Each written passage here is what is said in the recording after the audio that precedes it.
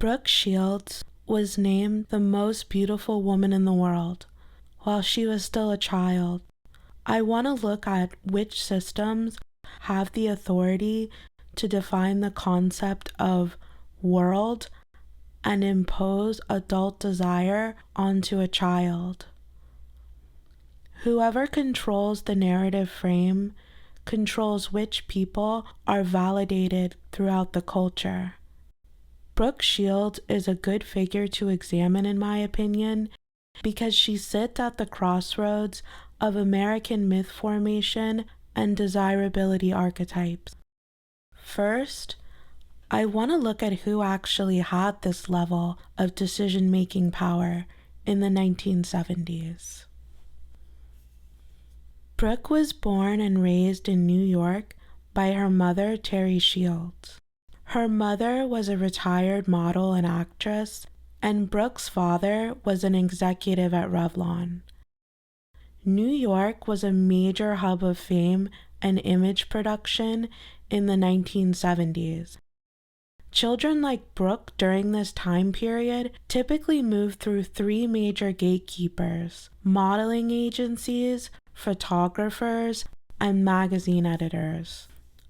In the 1970s, national circulation depended on a small network of people within walking distance of each other. In Midtown New York, decision-making power was not spread across the country. It existed inside 12 blocks of Midtown Manhattan. A tight group of agencies, editors, photographers, and advertisers who collectively decided which faces would enter mainstream culture. One of these gatekeepers in this small neighborhood was Ford Models, and it was the first major gatekeeper in Brooke's career. Ford Models handled casting for major advertising and editorial shoots. They placed Brooke in campaigns and fashion magazines as a child. Agencies like Ford Models were essentially career managers.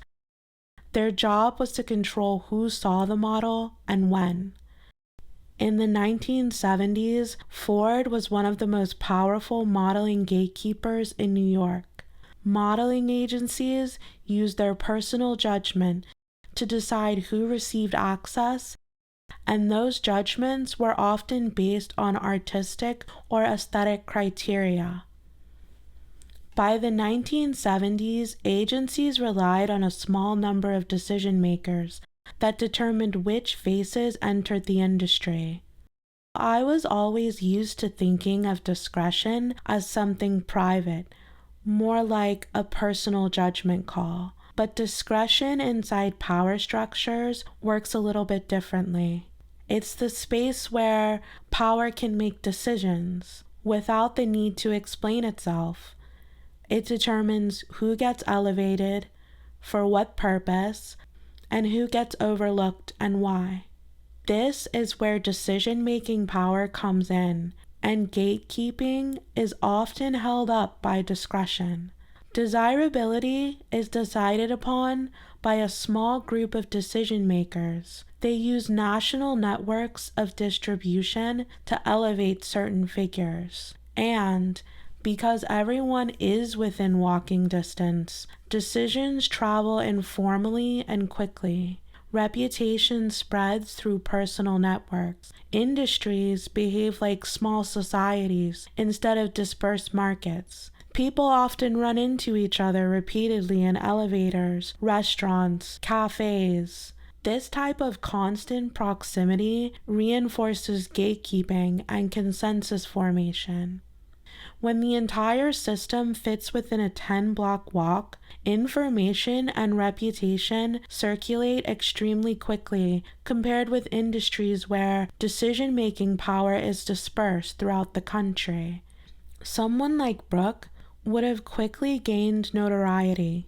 Ford represented roughly thousands of models nationally, but in-house in New York, it was 300 to 500 active models that were being circulated to photographers. This means someone like Brooke was chosen out of a pool of 300 to 500 in the 1970s. Models connected with photographers through what the industry called go-sees, where models would go directly to photographer studios for an interview. Then there were what was called look-sees, where photographers and advertisers would come to the agency and look through modeling books to possibly select a model they needed. The second gatekeeper was the photographer. Once a model like Brooke was signed by an agency like Ford, photographers were the people who decided which faces should circulate through magazines and ads, and the media system. One of the most influential photographers in New York during Brooke's early career was Francesco Scavullo. He photographed for major magazines such as Cosmopolitan, Vogue, and Rolling Stone. Because Scavullo's studio was within a 3 to 5 minute walk from Ford models, photographers like Scavullo could call the agency and have models arrive within minutes. Two major gatekeepers of national circulation were operating within just a few blocks of each other in Midtown Manhattan. This is just speculation here, but I imagine it must have felt a bit surreal to the models like Brooke who moved through this particular Midtown fame pipeline. Imagine walking within a small neighborhood and then see the result of that work circulate to tens of millions of people across the country. In the 1970s, the process was far more concentrated. Today, the same fame-producing process moves across different cities and media systems rather than a tight midtown circle. Photographers did not just take pictures. They helped decide which faces would move beyond the agency office and into magazines and eventually the public imagination. That brings me to the third gatekeeper, which was national editorial distribution. In Brooke Shields' case, film was also a major catalyst. Pretty Baby transformed her from a working child model into a figure of national fascination, and that fascination was then expanded by magazines like People and Time, then intensified by advertising. Filmmakers converted Brooke's image into narrative and symbolic meaning. It gave her a role inside the culture. That role was controversial because it appeared to rely on the sexualization of the girl before adulthood. Once Brooke turned 18, the culture seemed to lose some of its fascination. That says a great deal about American culture. The modeling system, the film industry, and the editorial sphere all appear to have been invested in capitalizing on the fetishization of Brooke's youth. When all three gatekeepers, agency, photographer, and editorial power align, it leads finally to the fourth layer, which is repetition and circulation. The stabilization of the iconic figure throughout the culture. But the more revealing question is not only which gatekeepers had power to circulate Brooke Shields' image, but what the American machine did with that power. Within a short span, Brooke appeared in multiple projects that produced the same pattern: youth, sexuality, and taboo. Just You, Me, and Kid and Blue Lagoon succeeded Ma's more insightful film Pretty Baby, and all contain nude scenes. I'm not claiming a single master plan here. I'm pointing to a pattern. Once an image proved culturally powerful and profitable, the American machine simply kept reproducing it. For instance, What came later with Calvin Klein wasn't so much trying to explain Brooke's image at that point. It simply used it and repeated it until associating a teen with the idea of a sex symbol no longer needed explanation. While some European filmmakers handled these subjects with greater seriousness and restraint, the American system often seemed less interested in meaning and more concerned with marketability. If youth fetishization sold, America tended to reproduce and repackage it, rather than reflect on what it revealed. Now, I want to look at the system that declared itself the authority on the world's culture and beauty standards in the 1970s. I observed an interesting pattern when I reviewed some of Brooke Shields' covers during her rise in popularity in the 70s and 80s. I noticed these words appearing next to her image repeatedly. When words like sensational, hot, special, real, more, alive are repeatedly placed beside the same face, the image and the idea begin to fuse in the public's mind. The audience is not simply looking at the person anymore. They are being taught how to interpret that person. While her face itself clearly commands attention and is strikingly beautiful, the American media machine turned that observation into a directive. It told the public not just that she was beautiful, but how beautiful she was supposed to be, and what that beauty was supposed to mean.